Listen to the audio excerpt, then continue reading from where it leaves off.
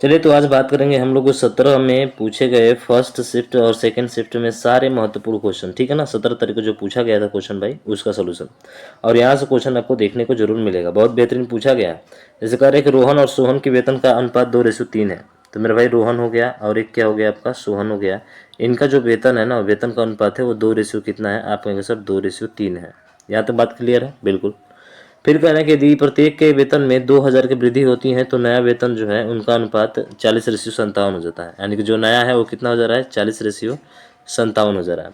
तो यहाँ से एक चीज़ देखेंगे, क्या इन दोनों का अंतर समान है भाई। तो आप कहेंगे सर इन दोनों का अंतर समान नहीं है। तो समान करने के लिए इन दोनों का अंतर से कितने का अंतर है, 17 का ऊपर गुणा करेंगे और इन दोनों का जो अंतर है 1 का, उसका नीचे गुणा करेंगे। तो नीचे गुणा करेंगे तो वही होगा 1 का, ठीक है। तो इसको गुणा कराते हैं, 17 दूना कितना हो जाएगा, आप कहेंगे सर 17 दूना 34 हो जाएगा। और यहाँ पे देखेंगे तो 17 ते कितना हो जाएगा, आप कहेंगे सर सोहन का 51 हो जाएगा। यहाँ तो बात समझ में आई।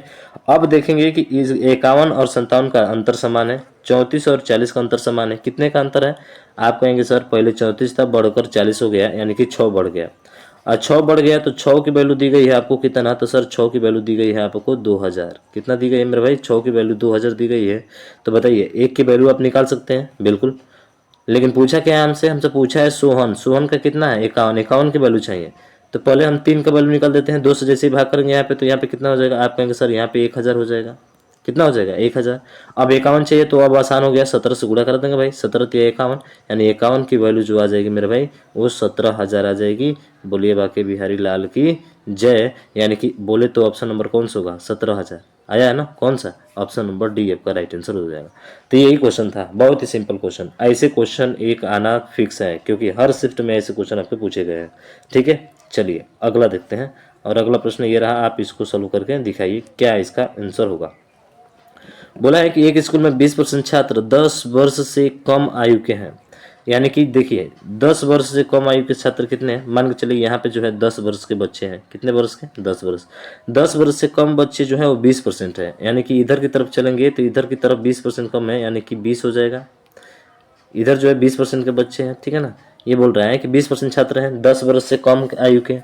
तो 10 वर्ष से अधिक आयु के कितने बच्चे होंगे, आप कहेंगे सर 20। यानी पूरा अगर मान लेते हैं 100% है, पूरा अगर मान लेते हैं कितना है, 100% है, तो ये वाला कितना परसेंट हो जाएगा, आप कहेंगे सर 80% जो होंगे वो 10 वर्ष से ऊपर वाले होंगे, ठीक है। फिर बोल रहा है कि 10 वर्ष से अधिक आयु के छात्रों की संख्या, 10 वर्ष की आयु के छात्रों की संख्या जो कि 48 है। यानी कि 10 वर्ष की आयु की जो संख्या है ना, इनका कितना है, 48 है। और 48 का 2/3, यानी कि ये वाला जो पोर्शन है 48 का कितना है, 2/3 है। तो 2/3 निकालेंगे तो कितना हो जाएगा, आप कहेंगे सर 16 से ये 16 का कट गया, 16 दूना कितना हो जाएगा, आप कहेंगे सर ये 32 हो जाएगा। कितना हो जाएगा मेरे भाई, 32 हो जाएगा। बताइए बात यहाँ तक समझ में आपको आई है। 2/3 है ना इसका, तो ये कितना हो जाएगा, 32 हो जाएगा, ठीक है। ये कितना हो जाएगा आपका, आप कहेंगे सर 32 हो जाएगा। अब उसके बाद से बोला है कि इतना है तो स्कूल में छात्रों की कुल संख्या कितनी है। तो मेरे भाई देखिए 80% से ऊपर जो छात्र हैं 10 वर्ष से अधिक वाले हैं। तो ये 48 था, 48 से फिर 32 और बढ़ गया, इसमें 32 और क्या हो गया, बढ़ गया, बढ़ा है ना भाई साहब। बोला है कि 10 वर्ष से अधिक आयु के छात्रों की जो संख्या है ना, 10 वर्ष की आयु के छात्रों की संख्या, और उसके बाद से जो कि 48 है, और उसका भी 2/3 32 है। यानी कि 32 और 48 आपको क्या करना पड़ेगा, जोड़ना पड़ेगा। तो 80% के क्या होगा, बराबर। तो 32 और 48 जोड़ेंगे तो कितना होगा, 80। यानी कि 80% की वैल्यू कितना दी गई है आपको, आपको दी गई है सर 80। तो बताइए 100% की वैल्यू कितना होगी, आप कहेंगे सर 80 से 8 से 8 ये कट गया, 0 0 खत्म, यानी 1% की वैल्यू 1 है। तो 100% की वैल्यू कितना हो जाएगी, आप कहेंगे 100 हो जाएगी। यानी कि बोले तो ऑप्शन नंबर सी जो होगा इसका राइट आंसर हो जाएगा। बात समझ में आई आपको, बिल्कुल सर समझ में आ गई, कोई दिक्कत नहीं है। अधिक बोला है ना 10 वर्ष से, इसलिए 48 का निकालेंगे 2/3, फिर जोड़ेंगे तो 80% के क्या होगा, बराबर होगा। बात आपको समझ में आ गई, बिल्कुल सर। अगले क्वेश्चन की तरफ पढ़िए। अगला प्रश्न आपका ये रहा। ये तो बहुत सिंपल सा है कि एक संख्या को 119 से विभाजित करने पर 19 शेष बचता है। तो इसे 17 से विभाजित किया जाए तो क्या शेष बचेगा, सिंपल सा है। इसे 17 को 19 में, यानी 19 में 17 का सीधा भाग कर दीजिए। तो 17 एकम 17 कितना बचा, 2 शेष, यानी कि ऑप्शन नंबर बी इसका राइट हो जाएगा। इसमें तो कोई तामझाम करना ही नहीं था, ठीक है। अगला देखिए, ये क्वेश्चन आपके सामने दिया है, कर एक धनराशि चक्रवृद्धि ब्याज पर 3 वर्ष बाद इतना हो जाती है और 6 वर्ष बाद इतना हो जाती है। तो अनुमानित धनराशि ज्ञात कीजिए। तो चलिए देखते हैं इसको, क्या बोल रहा है कि कोई धन था, ठीक है। ये 3 वर्ष में कितना हो रहा है, आप कह रहे हैं कि 3 वर्ष में 4460 हो रहा है, ठीक है। फिर अगले 3 बरस में कितना हो जा रहा है, तो अगले 3 बरस में जो है वो आपका 66 और 90 हो जा रहा है। तो ये 3 बरस में है और ये कितना बरस में है सर, ये वाला 6 बरस में है। ठीक है, अब उसके बाद से यहाँ पे देखेंगे कि जो है इसको कटाएंगे तो यहाँ पे 0 से 0 खत्म हो जाएगा। ठीक है ना। अब उसके बाद से जब इसको कटाएंगे मेरे भाई, तो ये जो है ध्यान रखिएगा ये 2:3 के अनुपात में कटेगा। अब कैसे कटेगा, तो ध्यान रखिएगा ये 223 से कट जाएगा। किससे कटेगा मेरे भाई, 223 से कटेगा। आप कटा कर देख लीजिएगा इसको। ठीक है ना। तो 2:3 के अनुपात में यहाँ पर है मेरे भाई ना, तो यही रेशियो जो है ना 2:3 के अनुपात में आपका यहाँ पर भी बटेगा। यानी कि 3 की वैल्यू जो होगी कितनी हो जाएगी, 44:60 हो जाएगी। तो 44:60 अब बट्टा कितना हो जाएगा, आप कहेंगे सर 3 हो जाएगा। और इंटू किसकी वैल्यू चाहिए हमको, 2 की वैल्यू चाहिए, तो 2 से गुणा करा देंगे। यही इसका कॉन्सेप्ट है भाई साहब, बहुत ही ईजी तरीके से आप कर सकते हैं इसको। ठीक है ना। जैसे 2 0 2 6 12 का 2 हो जाएगा, 2 चौके 8 1 9 हो जाएगा, 2 एकम 2 हो जाएगा। अब बट्टे 3 से भाग करना है, तो बताइए को बार जाएगा। आप कहेंगे सर 2 चौके कितना हो जाएगा 8, 1 मिनट रुकिए, 2 चौके कितना होगा यहाँ पे 8 होगा। तो 3 से भाग करेंगे तो 3 दूना कितना हो जाएगा, आप कहेंगे सर 6 हो जाएगा। ठीक है, 3 दूना 6 हो जाएगा। 29 बचेगा, 3 9 27 हो जाएगा। ठीक है, 3 9 27 हो जाएगा। उसके बाद से 2 बचेगा, 1 22, 3 7 21, यानी कि 297। 297 किस में है, तो मेरे भाई 297 अनुमानित देखा जाए तो ऑप्शन नंबर आपका डी क्या होगा, इसका राइट आंसर हो जाएगा। फिर आगे भाग करने की आपको ज़रूरत नहीं है, क्योंकि 291 आती तो हो ही नहीं सकता है, ये 3 तो होगा ही नहीं किसी हालत में। समझ रहे हैं ना। तो ऑप्शन नंबर डी इसका राइट हो जाएगा। बात समझ में आई है। तो ऐसे सवाल को वैसे ही करना है आपको, बहुत ईजी तरीके से आप कर सकते हैं। ठीक, अगला देखें। थोड़ा सा कटाना मुश्किल था भाई उसको, समझ रहे हैं ना। अब यहाँ पे दिया है कि 3 साझेदार पी क्यू आर एक व्यवसाय शुरू करते हैं। पी की पूंजी का 2 गुना, ठीक है, क्यू की पूंजी के 3 गुना। देखिए पी है, क्यू है और उसके बाद से आर है। ठीक है, ये वाला है। तो ये बोला है ना कि पी की पूंजी का 2 गुना, क्यू की पूंजी के 3 गुना। तो पी की पूंजी का 2 गुना और क्यू की पूंजी के 3 गुने के क्या है, बराबर है। तो देखिए इस कंडीशन में जो पी का मान होता है ना वो क्यू वाला मान होता है, और जो क्यू वाला मान होता है ना वो पी का मान होता है। यानी पी बराबर कितना हो जाएगा, आप कहेंगे सर पी बराबर 3 हो जाएगा। क्यू बराबर कितना हो जाएगा, तो आप कहेंगे सर क्यू बराबर आपका 2 हो जाएगा। ये बात आपको ध्यान रखना है मेरे भाई। ठीक है ना, इस बात को आपको ध्यान रखना है। उसके बाद से फिर क्या बोल रहा है आगे, आगे बोल रहा है कि जो है क्यू की पूंजी के 3 गुना के बराबर है और क्यू की पूंजी आर की पूंजी के 4 गुना। तो क्यू की जो पूंजी है ना वो आर की पूंजी का 4 गुना। देखिए क्यू की पूंजी जो है वो आर की पूंजी का 4 गुना। आर का तो पता नहीं है तो इसलिए इसको 4 से भाग कर देंगे, इसका उल्टा कर देंगे। समझ रहे हैं ना। तो बताइए 4 से भाग करेंगे तो कितना आ जाएगा, आप कहेंगे सर 0.5 ये आ जाएगा। कितना आ जाएगा, 0.5 आ जाएगा। अब पूछा है कि वर्ष के अंत में इतना रुपये का लाभ हुआ है, तो कितने का लाभ हुआ है, गुणा कराइए, जोड़िए इसको। 3 2 5 और 5.5, तो 5.5 की जो वैल्यू दी गई है आपको वो दी गई है 275,000। ठीक है, कितना दिया गया है, 275,000। तो बताइए एक की वैल्यू कितना होगी, किसका पूछा है आपसे, आर का हिस्सा कितना है। आर का हिस्सा मतलब 0.5 का मान पूछा है। तो 0.5 का मतलब होता है कि जैसे कि 11 से ये कटा दिया हम, 11 से ये 0.5 बार में कटेगा। अरे 0 पॉइंट कितना बार में कटेगा, कटेगा 11 5 बार में। ठीक है, अब 11 से इसको भी कटा दीजिए, तो 11 दूना के 22 और 11 5 55, यानी कि 2500 बोले तो इसका क्या होगा, राइट आंसर होगा ऑप्शन नंबर बी। इसी का नाम बोला है, 0.5 का ही बोला है। तो भाग कर दिए तो सीधा डायरेक्ट यहाँ पे आ गया, हमको जो है पूरा भाग करने की जरूरत भी नहीं पड़ी। बात आपको समझ में आई क्या, बोलिए मेरे भाई, बात आपको समझ में आई। बिल्कुल सर समझ में आ गई। आर का मान पूछा था तो आर का हिस्सा 25,000 हो जाएगा। ठीक है, अगला है कि 6 संख्याओं का औसत जो है इतना है, 2 का औसत इतना है, जबकि अन्य का औसत जो है इतना है, 2 और का औसत इतना है, तो शेष 2 संख्याओं का औसत क्या होगा। तो देखिए बहुत सिंपल सा है। आप देखेंगे कि सर इस एवरेज से ये कितना बड़ा है, तो आप कहेंगे देखिए 6 है ना, 6 है और 6 संख्याओं का औसत जो है कितना है आपका 3.75 है। कितना है मेरे भाई, 3.75 है। 6 संख्याओं का जो औसत है वो कितना है, 3.57 है। ठीक है ना, 3.7 और 5 है। तो अगली 2 संख्याओं का जो एवरेज है वो कितना है, आप कह रहा है कि 3.2 है। ठीक है, फिर अगली 2 संख्याओं का जो एवरेज है वो कितना है, आप फिर कह रहा है कि 3.55 है। तो फिर अगली 2 संख्याओं का एवरेज क्या करना है, हमको निकालना है कि ये वाला कितना होगा। तो ये तो फिक्स है भाई साहब। एवरेज का मतलब होता है सभी को इक्वल डिस्ट्रीब्यूट करना, यानी कि बराबर बराबर भागों में बांटना। तो बराबर बराबर भागों में बांटना का मतलब कि 3.75 इसके पहले उपलब्ध रहेगा, कोई दिक्कत नहीं है। पर 3.75 से ये कितना कम है, तो आप कहेंगे सर 3.75 जब घटाएंगे उसमें से तो ये 0.55 जो है आपका कम है। कितना कम है? 0.55। फिर इसको देखेंगे तो ये कितना कम है, ये माइनस में है, ये कितना कम है, तो इसको भी देखेंगे तो भाई साहब ये कितना कम हो जाएगा, 0.20 जो है कम है। कितना कम है? 0.20। घटाएंगे तो आएगा ना, कम है। तो इस कमी को पूर्ति करने के लिए इसको कितना एवरेज लाना पड़ेगा, दो वाले को? तो आप कहेंगे सर दोनों को ले जाकर जोड़ देंगे, यानी कि 3.75 में कितना जुड़ेगा, तो इसको जोड़ दीजिए, 0.75 आपका क्या हो जाएगा, जुड़ जाएगा। तो 0, 7 से 14, 15 का कितना हो जाएगा, 5.3 और कितना हो जाएगा, 4, यानी कि 4.5 हो जाएगा। तो ये होगा 4.5, ऑप्शन नंबर सी। हाँ, आप कहेंगे सर क्यों आपने 2 का गुणा नहीं करा है? मेरे भाई क्या जरूरी है, जब 2 का पूछा है ना सेम का, तो डायरेक्ट जोड़ दोगे, तुम्हारा आंसर क्या हो जाएगा, आ जाएगा। समझ रहे हो ना?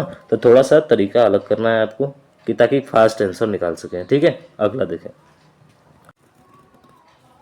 देखिए क्वेश्चन बोल रहा है कि एक वस्तु एक निश्चित कीमत पर बेची जाती है, उस कीमत के 2/3 पर बेचने पर व्यक्ति को 10% की हानि होती है।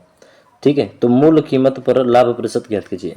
तो सबसे पहले आपको यहाँ पे ध्यान रखना होता है, सीपी निकालेंगे, फिर आप क्या निकालेंगे, एसपी निकालेंगे, ठीक है ना, और उसके बाद से आप जो है एमपी निकालेंगे। अब कहेंगे एमपी कहाँ से आ गया मेरे भाई, तो भाई आपको दिया है ना यहाँ पे कि 3 पर जो है ना वो 2 की क्या कर रहा है, छूट दे रहा है, यानी कि 3 इसका अगर मार्केट प्राइस है तो बताइए 2 क्या होगा, उसका विक्रय मूल्य हो रहा है, इसीलिए उसको 10% की क्या हो रही है, हानि हो रही है। और 10% की हानि का मतलब 1/10 हो जाएगा, 10 पर 1 की हानि हुई है कि 9 में बेचेगा। अब 10 का सामान वो कितना में बेचेगा, आप कहेंगे सर 10 का सामान अब वो 9 में बेचेगा। बस इसका रेशियो निकाल लीजिए, तो ये 2 है तो यहाँ पर भी क्या रहेगा, 2 रहेगा। ठीक है, यहाँ पे 9 है तो यहाँ पर भी क्या रहेगा, 9 रहेगा। अब सीधा इनका गुणा कराइए, 10 दूना कितना हो जाएगा, आप कहेंगे सर 20 हो जाएगा। ठीक है, 2 9 कितना हो जाएगा, 18 हो जाएगा, और 9 कितना हो जाएगा आपका, 27 हो जाएगा। ठीक है, ये है। तो पूछ क्या रहा है, आपसे पूछ रहा है कि कीमत का लाभ प्रतिशत ज्ञात कीजिए। तो लाभ प्रतिशत मतलब 20 का सामान 27 में बेचा तो कितना का लाभ हुआ, 7 का लाभ हुआ। किस पर लाभ होगा, 20 पर। आप परसेंटेज के लिए क्या कर देते हैं, 100 से गुणा, तो 20 25 100 और 5 7 कितना हो जाएगा, 35। बोले तो कौन सा होगा आपका, option number C right answer हो जाएगा। ठीक है, तो ये इसकी कहानी थी। इस बात को थोड़ा सा आपको ध्यान रखना है, समझ रहे हैं ना, तभी आप इस क्वेश्चन को सॉल्व कर पाएंगे। बेहतरीन क्वेश्चन है आपका। ठीक, अगला देखें। अगला है कि इसमें 21वां पद निकालना है। तो सभी को पता है कि जब हमें 21वां पद निकालना होता है ना, जब हमें 21वां पद निकालना होता है तो इसके लिए एक फार्मूला होता है a+20d, यानी एक कम होता है इससे हमेशा। ठीक है, एक मतलब प्रथम पद होता है, प्रथम पद कितना है, 26 है। ठीक है, और प्लस 20 रहेगा यहाँ पे, डी का मतलब अंतर है, तो 26 और 20 का अंतर कितने का है, तो आप कहेंगे सर 26 और 20 का अंतर -6 है, तो -6 यहाँ पे हो जाएगा। ठीक है, अब इसको हल कर दीजिए, तो ये हो जाएगा 26।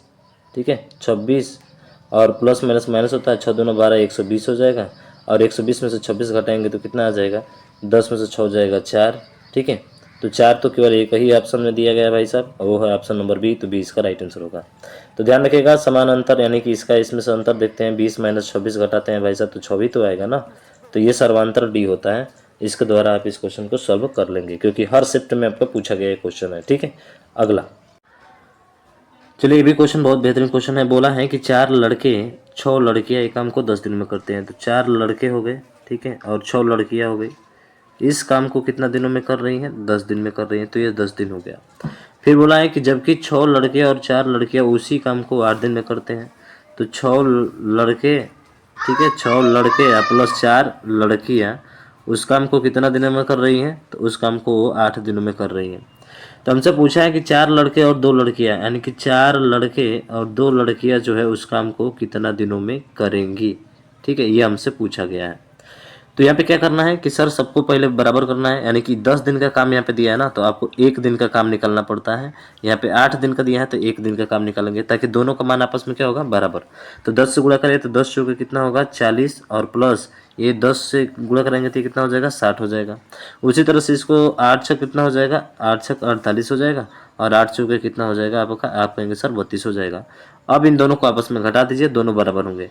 तो देखिए यहाँ पे 40 में से आपका 48 जाएगा, तो 8 बॉय हो जाएंगे बराबर। ठीक है, 60 में से आप 32 घटाएंगे तो ये जो है 28 आपके क्या हो जाएंगे, गर्ल हो जाएंगे। 28 क्या हो जाएंगे, गर्ल हो जाएंगे। बताइए यहाँ तक बात आपको समझ में आई है? बिल्कुल सर, यहाँ तक समझ में आ गई है। ठीक है, अब देखेंगे तो इसको घटाएंगे तो 4 से 2 बार में कटेगा, तो 2 बॉय हो जाएंगे, और बराबर 4 से 28, यानी कि 7 जो होंगी वो आपकी गर्ल हो जाएंगी। ठीक है, 2 बॉय जो है वो 7 गर्ल के बराबर है। तो बताइए 4 बॉय कितने के बराबर होंगे? तो आप कहेंगे 4 बॉय कितने गर्ल के बराबर होंगे? तो आप कहेंगे चार बॉय जो होंगे ना भाई साहब, वो 4 बॉय जो होंगे, ठीक है, 4 बॉय जो होंगे कितने गर्ल के बराबर होंगे? तो आप कहेंगे सर 14 गर्ल के बराबर होंगे, यानी कि 14 गर्ल प्लस ये 2 गर्ल पहले से हैं यहाँ पे, तो पूरा गर्ल में ही कन्वर्ट कर दिए तो कितना गर्ल हो गई भाई साहब? 16 गर्ल हो गई, यानी कि 16 लड़कियाँ आपकी यहाँ पे हो गई। तो जब आप पूरा लड़कियों को बदले हैं ना, तो यहाँ पर भी आपको पूरा लड़कियों को ही क्या करना पड़ेगा? बदलना पड़ेगा यहाँ पे, ठीक है। तो यहाँ पर भी पूरा लड़कियों को बदलेंगे तो बताइए 4 बॉय वही चीज़ें हैं सर। 4 बॉय का मतलब, 4 बॉय का मतलब जैसे देखा था यहाँ पे कि 2 बॉय का मतलब 7 है, तो 4 बॉय का मतलब 14 हो जाएगा। तो ये भी हो जाएगा आपका कितना? आप कहेंगे सर 14 गर्ल हो जाएंगी। 14 क्या हो जाएंगी? 14 असल गर्ल हो जाएंगी, प्लस 6 गर्ल और हैं, 6 गर्ल और हैं, तो कितना हो जाएंगी? टोटल मिलाकर 20 गर्ल हो जाएंगी। कितना गर्ल हो जाएंगी मेरे भाई? 20 गर्ल हो जाएंगी। और ये 20 गर्ल पूरा काम करने के लिए कितना दिन में करेंगी? तो पूरा 10 दिन में जो है काम को ख़त्म कर देंगी, ठीक है। पूरा 10 दिन में काम खत्म कर देंगे। हमसे पूछा क्या है?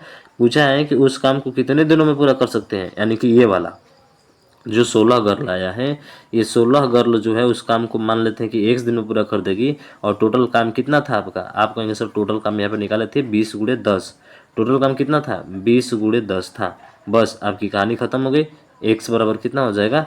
20 गुणे 10 बटा 16, ठीक है। 16 का मतलब 4 से 4 बार में कट जाएगा, 4 से ये 5 बार में कट जाएगा, 2 से 2 बार में, 2 से ये 5 बार में, यानी कि 5 पचे 25, 25 बटा 2 क्या होगा इसका?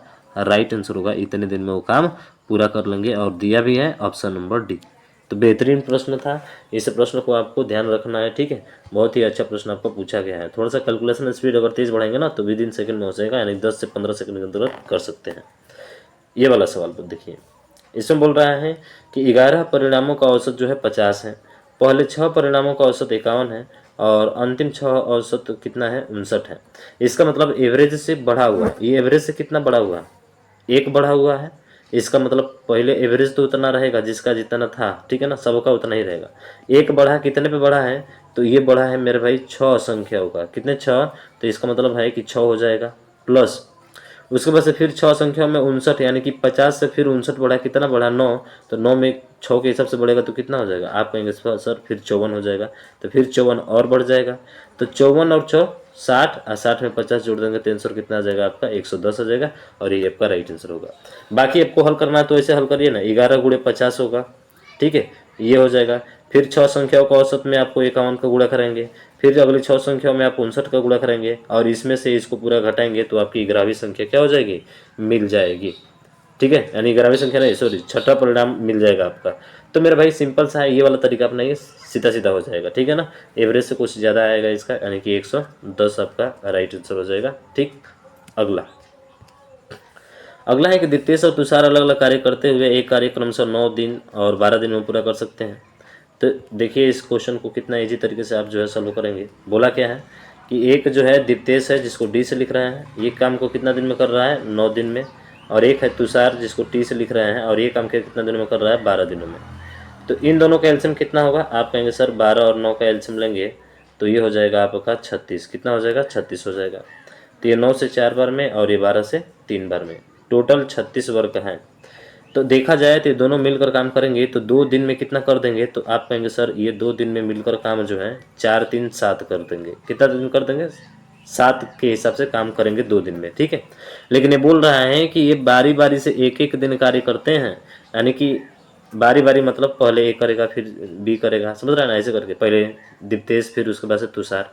तो इस कंडीशन में क्या करना होता है कि 7 से इसको भाग करेंगे। जैसे 7 के पहाड़े में कवर में आएगा 36, तो आप कहेंगे सर 36 तो आएगा नहीं, लेकिन 35 जरूर आ जाएगा।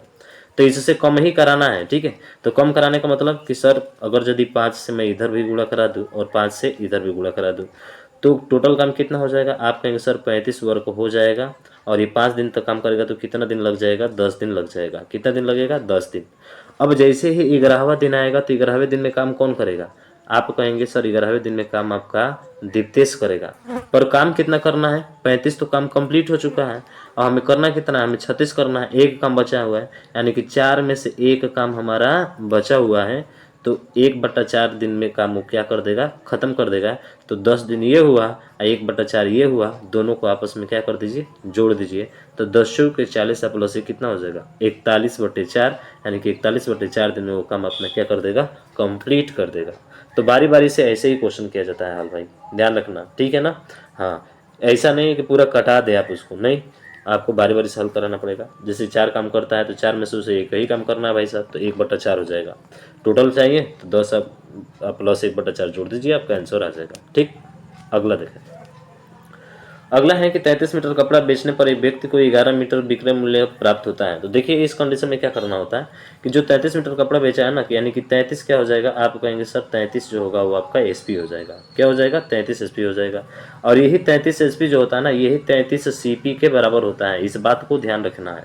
हालांकि लाभ बोलना चाहिए पर इसमें बोला नहीं है। फिर 11 मीटर का विक्रय मूल्य प्राप्त होता है, यानी कि प्लस का क्या हो जाएगा, आप कहेंगे सर 11 मीटर और विक्रय मूल्य है तो एसपी हो जाएगा। बस इसको हल करिए।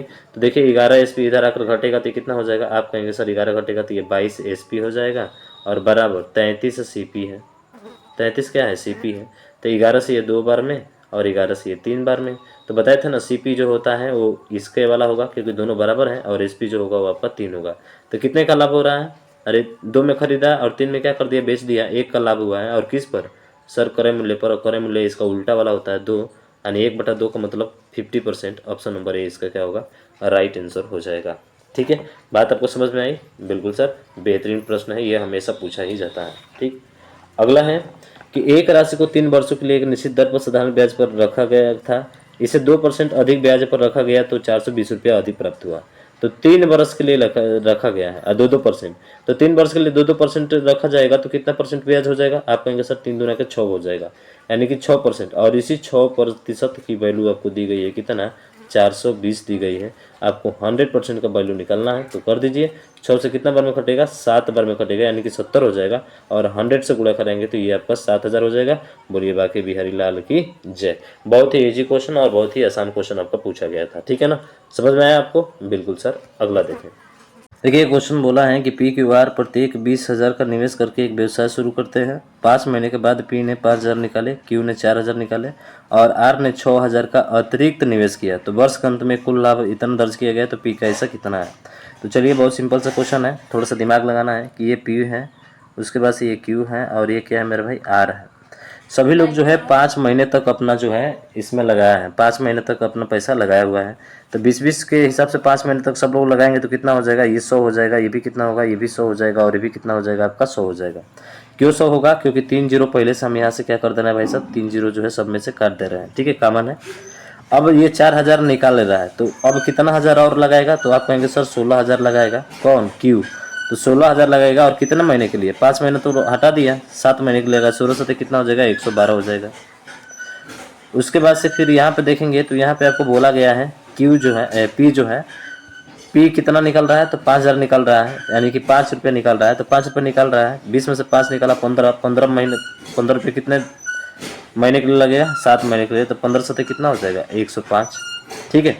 उसके बाद से आर ने जो है ना 6 रुपया जो है, 3 जीरो तो काट दिया है, अतिरिक्त निवेश किया है। इसका मतलब है कि पहले 20 निवेश करता था, 6 और 26 हो जाएगा। और 26 होगा 7 महीने के लिए, कितना हो जाएगा, 7 छक 42 का 2, 7 दूना का 14 और 4 कितना हो जाएगा, आप कहेंगे सर 18 हो जाएगा, यानी कि 182 हो जाएगा। तो इस तरह से टोटल अगर देखा जाए तो कितना हो रहा है, तो ये कहेंगे सर 205 हो जा रहा है और ये 212 हो जा रहा है, ठीक है। और ये कितना हो जाएगा, आप कहेंगे सर 282 हो जाएगा। तो टोटल जोड़िए, टोटल कितने का हो रहा है लाभ, तो सर टोटल यहाँ पे देखेंगे तो 2 2 4 और 5 कितना हो जाएगा, आप कहेंगे सर 9, 8 1 9 और 0 तो 9 भी होगा, ठीक है, कितना होगा, 9 होगा। उसके बाद से 2 2 4 और 2 6, 699। और इस 699 की वैल्यू जो है आपको दी गई है, 699 की वैल्यू जो दी गई है वो आपके 34,950 दी गई है, 34,950 दी गई है। तो एक की वैल्यू कितना होगी, तो देखिए 6 से अगर कटाइए इसको तो क बार में कटेगा, आप कहेंगे सर हो सकता है 6 बार में कट जाए, 6 बार में कटेगा, 5 बार में, देखिए 5 बार में कटेगा, 5 9 45 का 50, यानी कि 50 बार में कट जाएगा। कटा के देख लीजिए, 5 9 45 का 5, 5 9 45 4 49 का 9, 5 का 30 4 34, यानी कि 50 बार में कट गया। हमसे पूछा क्या है, तो हमसे पूछा है मेरे भाई पी का ऐसा कितना है, यानी कि 205 की वैल्यू हमसे पूछा हुआ है, तो 205 की वैल्यू आप क्या कर देंगे, 50 से गुणा कर देंगे, तो 0 होगा, 5 25 25 हो जाएगा, और 5 दूना के 10, यानी कि 10,250 क्या होगा आपका राइट आंसर होगा, बोले तो ऑप्शन नंबर डी। ठीक है, तो ये क्वेश्चन काफ़ी बेहतरीन क्वेश्चन था, थोड़ा सा लैंग्वेज वाला ध्यान रखिएगा, ये अक्सर प्रश्न आपके पूछे जाते हैं। अगला देखें, और ये है कि त्रिभुजाकार खेत का आधार उसकी ऊंचाई से 3 गुना है, यदि खेत की जुताई की लागत जो है 24.68 प्रति 100 मीटर स्क्वायर के अनुसार इतना रुपया है, तो उसका आधार ज्ञात कीजिए। तो आधार का मतलब जैसे एक त्रिभुज है, ठीक है, इस त्रिभुज की जो ऊंचाई है ना, ये ऊंचाई से 3 गुना है क्या उसका आधार, यानी कि अगर ये x है तो ये कितना हो जाएगा, इसका आधार 3x हो जाएगा। ठीक है, अब उसके बाद क्षेत्रफल इसका दिया है, क्षेत्रफल कौन सा, यानी कि 24 दशमलव कितना है 68 के हिसाब से जो है वो कितना है 100 मीटर स्क्वायर है। तो 1 रुपये के हिसाब से कितना होगा, आप कहेंगे सर 1 रुपये के हिसाब से 100 बटा 24.68 इसका 24.68 मीटर स्क्वायर हो जाएगा। पर हमें 1 रुपये का नहीं निकलना, हमें तो इतना का निकलना है। तो चलिए 333.18, तो एक, तो इसका मतलब ये हुआ कि 100 बटा, ठीक है 100 बटा नहीं बल्कि 2 जीरो और बढ़ जाएगा, और ये 2468 हो जाएगा, 2468 और गुणे 33, यानी कि 333 दशमलव कितने का निकलना है हमको, सर 1.8 की वैल्यू हमको निकलना है, 1.8 की वैल्यू निकलना है। अब इसका कैलकुलेशन करिए, तो भाई कैलकुलेशन करेंगे तो देखिए सीधा कैलकुलेशन करेंगे तो 1350 आपका आएगा, ये ध्यान रखिएगा 1350 मीटर इसका क्षेत्रफल आ जाएगा। पर हमारा क्षेत्रफल तो बोल रहा है, हमारा क्षेत्रफल क्या होता है फार्मूला, तो आप सभी को पता है जो क्षेत्रफल का फार्मूला होता है 1/2 आधार गुणे ऊंचाई, यानी आधार x है, सॉरी आधार 3x है और ऊंचाई कितना है x है, और ये बराबर किसका हो जाएगा, आप कहेंगे सर 1350 के बराबर होगा। बस कहानी खत्म, यहाँ से कर लीजिए। ये कैलकुलेशन करना थोड़ा सा टास्क है भाई साहब, ठीक है ना, ये कैलकुलेशन आपको खुद से करना पड़ेगा। तो 1350 आएगा, मैं टाइम नहीं दे रहा हूँ इस पर, ठीक है, बहुत ज़्यादा टाइम लग जाएगा भाई। हालांकि ये क्वेश्चन थोड़ा बेहतरीन पूछ लिया है, इसको अंत में हल करे तो ही अच्छा है। अब देखिए 2 से कितना बार में कटेगा, आप कहेंगे सर 2 छः 12, 2 छः 12, 2 7 14 और 2 5 कितना हो जाएगा 10 हो जाएगा। फिर 3 से कटा दीजिए, सॉरी 1 मिनट यार गलती कर रहे हैं हम, 1350 है ना, बिल्कुल 1350 है, तो 2 गुणा करेगा ना, तो 2 5 10 का 0 0, 2 3 6 कितना हो जाएगा 1 7, 2 एकम 2, यानी 27 हो जाएगा। फिर 3 का जब ये भाग करेगा इधर तो 3 9 27, 900 हो जाएगा। x में x का गुणा करेंगे तो x का स्क्वायर बराबर 900, तो बताइए x बराबर कितना हो जाएगा, आप कहेंगे सर x बराबर 30 हो जाएगा। x बराबर क्या होगा 30 होगा, यही पूछा है, इसका आधार ज्ञात कीजिए। तो आधार ज्ञात करेंगे तो x का मान 30 आया है, 30 रख दीजिए, तो 30 पे कितना हो जाएगा, आप कहेंगे सर 90 हो जाएगा। बोलिए बाकी बिहारी लाल की जय, ऑप्शन ए इसका राइट हो जाएगा। तो बेहतरीन प्रश्न है आपका, काफ़ी बेहतरीन प्रश्न है, ये थोड़ा सा कैलकुलेटिव सवाल है सर, ठीक है ना, इसको छोड़ देना ही अच्छा रहेगा आपके एग्जाम में, मैं तो यही कहूँगा। या टाइम मिल रहा है तो आप अंत में इसको हल करें। तो ये थे आपके बहुत ही इंपॉर्टेंट क्वेश्चन जो आपके एग्जाम में पूछे गए थे, 17 शिफ्ट के फर्स्ट और सेकंड वाले, बहुत मुश्किल क्वेश्चन मैंने आपको बता दिया। तो प्लीज़ इस वीडियो को ज़्यादा से ज़्यादा शेयर करिएगा, और अभी तक चैनल को सब्सक्राइब नहीं किया मेरे भाई सब्सक्राइब भी करिएगा, ठीक है। मिलते हैं नेक्स्ट वीडियो में, तब तक ले जय हिंद जय भारत।